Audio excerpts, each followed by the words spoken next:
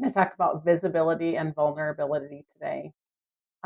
Being visible is very vulnerable. And in today's world, if you're in business, you are pretty visible. And not everybody has a comfort level for that. And just getting to a place where I'm okay with that. And I feel like, no matter what someone thinks or what place they're at in their life, if they're jealous, if they're uncomfortable with their own self, if they're projecting, whatever it might be, I'm getting okay with being visible and being vulnerable.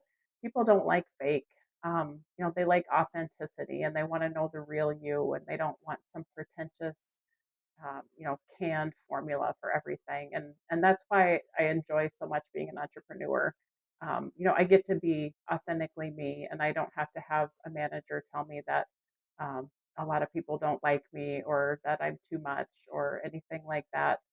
That's just simply projecting. An insecure manager will do nothing but tell you all the things that will keep you underneath him or her. And in today's world or in my life right now, I don't have time for that. We're so conditioned as women to pull back and be soft and be subservient and there's a place for all of that. But in the business world, just being authentically you is okay.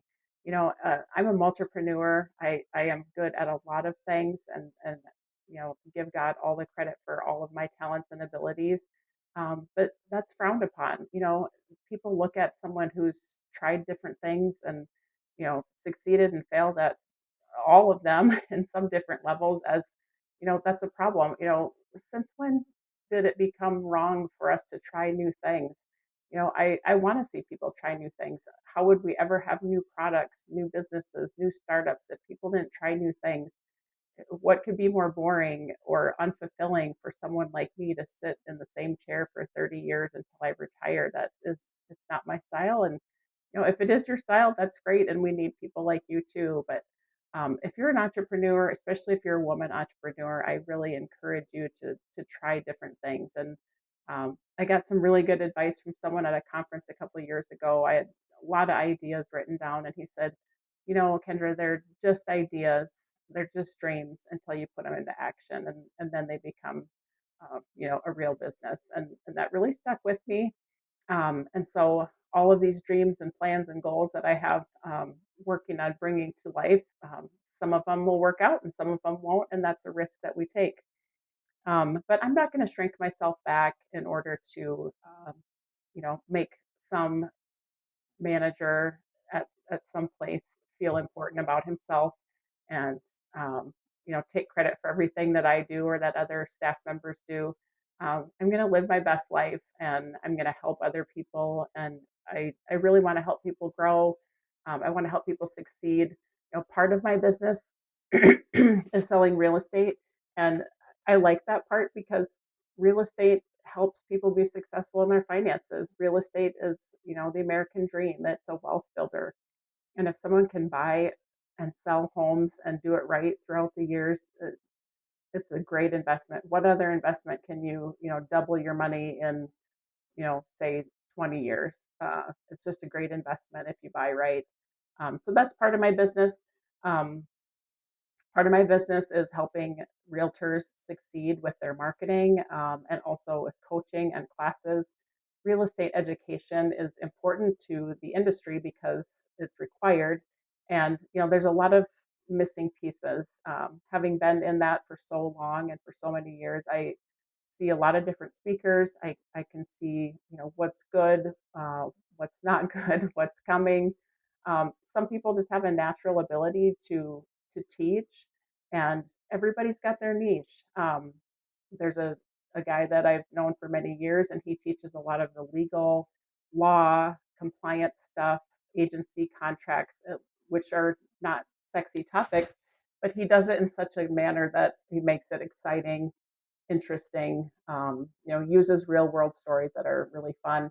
I, on the other hand, like more of what I would consider the fun topics: marketing, advertising, you know, technology, people skills, that kind of thing. And so for me to teach law or risk and responsibility probably wouldn't be my niche. Another part of my business is helping associations, realtor associations specifically, but any type of association. Associations are managed very interestingly. It's a very toxic setup. There's a lot of internal problems. And so I've been doing some consulting with some different groups, working through some HR issues, specifically for realtor associations, the structure of um, what they're offering, who they're offering it to, uh, receiving feedback, sending out surveys, that kind of thing. There's a lot of work to be done there in associations. Um, and then I wanted to speak lastly today about why I chose the word pink. And just for a little background, I own Pink House Companies, which consists of Pink House Creative, Pink House Real Estate, and Pink House Consulting. Um, PINK is really an acronym, and it stands for Purpose, Innovation, Navigation, and Knowledge. So I'm reading off the screen here, bear with me. Purpose, helping people clarify their vision and building meaningful businesses. Innovation, so that's where the use of marketing, technology, creativity, and fresh ideas to move forward comes in.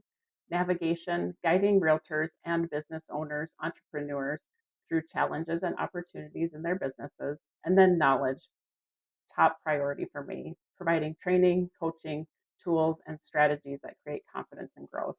Each one of those has a special meaning to me. Knowledge specifically, though, because quick fun tip, the name Kendra means the knowing woman. And so I've always been really strong on the knowledge piece. I love to learn. It's another reason I like to try new things. I get bored really easy, and knowledge is super important to me. So, having said all of those things, as I start this journey and continue to grow in my business, um, I would love to have you subscribe and follow along. I'm going to try and do a couple videos a week. We'll see how that goes since this is just starting. They're going to be posted across social media. They'll be on YouTube as well. I have a channel out there. I will link all of those below. I'm also going to link a podcast that I was listening to this morning that kind of set some of these ideas in motion. It's Lewis Howe's podcast, and he had Jamie C on this morning, and she was great to listen to. Um, One thing I just want to end with is, how do I feel being me? Think about that as you go through your day today. How do you feel being you? If you're quirky and fun and bossy and uh, you know full of energy, be authentically you no matter where you go. Don't shrink yourself back because you've got a rude boss, or because some coworker doesn't like you, or because someone tells you that you're too much. Be authentically you. I challenge you to do that today. Take care.